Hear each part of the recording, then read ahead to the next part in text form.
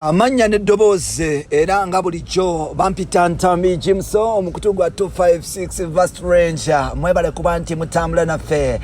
anko baffe basenga baffe baganda baffe yona nje musinzire okuba nti mutambula naffe era mwebale kuba nti musubscribinga nja kusaba muganda wange ogende mu maaso n'okuba nti olikinga video eno esobole okuba nti etambula oliwaddemu okuba nti sharinga n'okuba nti obolya obaako ne bogamba nti wano webali source of information gyosobola okuba nti omanya mpola mpola mawulire twakafuna kitemerezo okuba nti omuvuka amanyikiddwa nga Kamugisha oba Kamugisha aba abasinga gwe tumanyi nga Uncle Chumi nabwe kityo against maaso n'okuba nti akwatibwa era n'asibibwa ku police side z'Ebusabale nga ava bamuvunaana omusango gw'obubbi bingi ebigenda maaso n'okuba nti byogerwa yabbye eki n'ebisigadde bye tugenda okuba nti tusobola okuba nti tutunuulira era nga olowooza buzibu ki oba avuddeko omukyalo ono okuba nti oba oli akwatibwa mubbi si mubbi bamuwalana nedda stanti si stanti bye tugenda okuba nti tutunira olunaku lwaleero nja kwebaza wenna atambudde naffe okuva gye tutambulira okuva gye twava paka kati nti webala kuba nti otambula naffe now akatugenda mu maaso mpola mpola kyanaku nnyo nti omukyala ate nga muyimbi newankubadde nga yeeyita anko yagenze mu maaso n'okuba nti akwatibwa omukyalo ono abasinga we yajja mu kifaananyi ng'agamba nti mama we ye fulufiga oba fulufiga asengaawe era yagenda mu maaso n'okopa karakita ya fulufiga ng'agenda mu maaso n'okuba nti avuma n'okuwemula ebyo nno yali akyenonya omuwala ono era bwe yagenda mu maaso n'okuba nti ashapinga industry eno bwe yagenda mu maaso n'okuba nti akozesa omukutu gwe gwa TikTok yava mu kuba nti akola content n'agenda mu studio n'akola akayimba akaali akamanyi bakayita gw'okutegoba anaddamu n'akola lwaki omuzimu gw'obwenzi gugenda mu maaso n'okuba nti guninnya era nga bwe twogera Uncle Chumi alina hiti ebbiri ezisobodde okuba nti zimutambuza eggwanga lyattu Uganda kw'ogatta n'amawanga amalala kyanaku nti omuvubuka ono oba omukyalo ono wetwogerera waliwo ebyaguddewo kiteebereza okuba nti mbu olunaku lwajjo yasobola okuba nti yetololako n'agenda emunyonyo era nga mu kugenda emunyonyo yabaddeko n'abantu be yasinkanye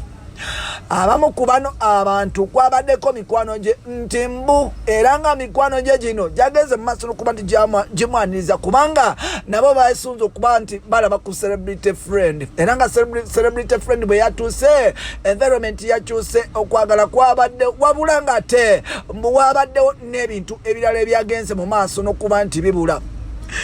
boss according ku mukyala akola ku Baba TV ate ngono TikToker wamanyi bamuyita Shira Price afuteyo nategeeza nti Chumi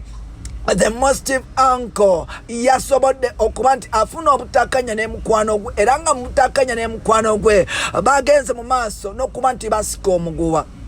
newankubadde nga ate video nyingi ezigenda mu maaso n'okuba nti zitambula ku mukutu gwa TikTok ogatta ne social media platforms endala era nga waliwo omukutu gw'amawulire ogumanyikiddwa nga 90.8 Metro FM guvudde ne confirming okusibwa kw'omuyimbi amanyikiddwa nga Uncle Chumi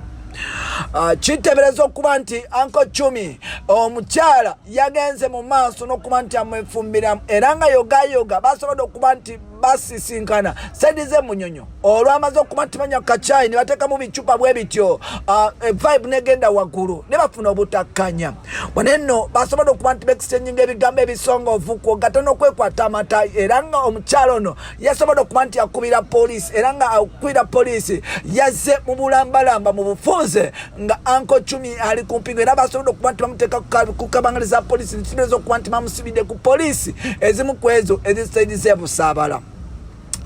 Uncle Chumi mukuba nti obodyayo yatuuseeyo yalabiddwako ng'agezaako okuba nti akuba amasimu agagenze mu maaso n'okuba nti gakanga osi ow'ekitundu kino wabula nga ate yasobodde kuba nti obodyayo amasimu agakubiddwa buli omu yeebuuza nti Uncle Chumi yabadde akubira muntu kyo yasobodde okuba nti agenda n'akanga n'abapoliisi wabula yadde yagakubye nagezaako okuba nti acommunicatinga nonoli Uncle Chumi tekyamuganye kuba nti asuula mu komerera nga yetwogera omukyalo ono akyali mukwate ebikibuuzo kiri nti abantu bagenda mu maaso n'okuba nti beebuuza Chumi kituufu yagenze mu maaso n'okubba oba nedda waliwo emisango emirala oba nedda bano nno bagenda mu maaso n'okuba nti bateeka Chumi oba nedda bingi ebyetolera ku bayimbi ne baselebrity oba oliawo ebyetaaga okuba nti bamanya jjukira nti buli lwotuuka mu mataala ne bafuuka owakabi jjukira nti bantu maaso mangi n'emyoyo oba oliawo emikyamu ekigenda mu maaso n'okuba nti kikutambulirako mweno piriyodi yonna nga tugenda maaso n'okuba nti tulaba abayimbi bagenda maaso n'okuba nti balwana banakatemba bagenda maaso n'okuba nti bakyusa obulamu wabula ate abali mu butaala bagenda maaso n'okuba nti bonona brandi yaabwe waliwo omuyimbi owamanyi tujjukira nga Mozeredi agenda maaso n'okuba nti yakafa omwaka gwa 2018 waliwo omuyimbi owamanyi nga Legend yalabibwako ng'agenda mu maaso n'okuba nti obaolya asala omugaga eyaliko ebiseera ebyo amanyikiddwa nga Brian White ensawo era ng'omuyimbi ono yasobola okuba nti akola kibayita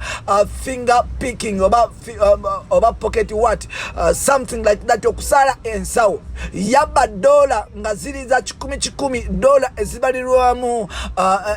dola 10,000 wabula ate Brian White yagenda maaso n'okuba nti amusonyiwa era nga ono wetwategeera nti newankubadde nga abantu bangi abayimbi bangi babeera mu butaala nga ensi ebeegomba wabula balina n'obuze obulala obw'okubba kati twebuuza oba Uncle Chumi yakopyeko Uncle we oli gwe twogerako mumutegedde Legend wamaanyi nnyo mu ggwanga yalabirwa mu kamera ng'agenda maaso n'okuba nti asala ensawo kati wano omusango gwe bafuna na Chumi gwe twategeddeko mbu bamufuna n'omusango gw'obubbi atwebuuza yakikoze oba nedda nga byonna bikyagenda mu maaso tukyagenda mu maaso n'okuba nti tumanya oba kyabadde kituufu oba si kituufu bingi ebigenda maaso n'okuba nti byogera bagamba nti Chumi empisa zembi zezigenda maaso n'okuba nti zimuteesa abantu era nga Chumi bapromota bagenda maaso n'okuba nti bawukana naye ama bagamba nti bapromota bagenda maaso n'okuba nti basettinga ebisango because Chumi yagenda maaso n'okuba nti abayisaamu amaaso twebuuza muntu kyasobola okuba nti anyiiga n'akuteeka mu kkomera nga toziza musango ye obusungu ne fitina ku Uncle Chumi abantu babujjawo tusabire muganda waffe asobole okuba nti ava mu kkomera tugenda maaso n'okuba nti tumwagalisa ebirungi nse bampita ntambi kimuso sejjagamba bwe nti buli otuuka ne bw'otuuka olina ebintu byolina okuba nti weesonyiwa olina abantu balina okuba nti ovaako n'otamuza obulamu bwo olina ebintu by'otalina kubeera attached to kyova olaba abayimbi abasinga obungi saawa zino abamu bateereddwako n'emisango gy'okutta abantu batinga just people bebatambula nabo effujjo lye bakola obuze bwe bakola nebisikade bye bakola bye bibereetera abayimbi okufallinga into that shit or that trap so byebyo bapita ntambi kibuzo katukomeo kutu gwa 256 verse French bye bye for now.